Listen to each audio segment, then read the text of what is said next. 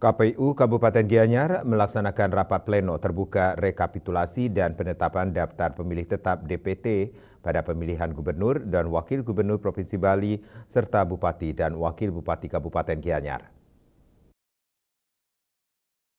Gianyar Iwayan Mure menyampaikan bahwa KPU Kabupaten Gianyar telah melalui serangkaian tahapan mulai dari penyempurnaan data DP4 melalui proses coklit yang dilaksanakan oleh Pantarlih yang bertugas di masing-masing desa, menetapkan daftar pemilih hasil perbaikan DPHP, penetapan daftar pemilih sementara DPS, daftar pemilih sementara hasil perbaikan DPSHP, hingga pada akhirnya ditetapkan menjadi daftar pemilih tetap DPT.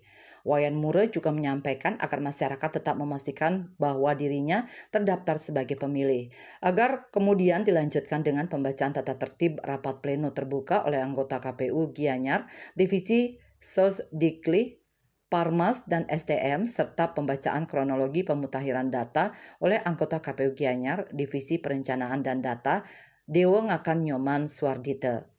Dalam pemaparan Divisi Perencanaan dan Data, Dewo Ngakan Nyoman Suardite diketahui bahwa dari data yang termuat dalam daftar pemilih sementara DPS KPU Kabupaten Gianyar, yaitu sebanyak 392.523, ada pengurangan jumlah pemilih sebanyak 131 akibat adanya pemilih yang tidak memenuhi syarat.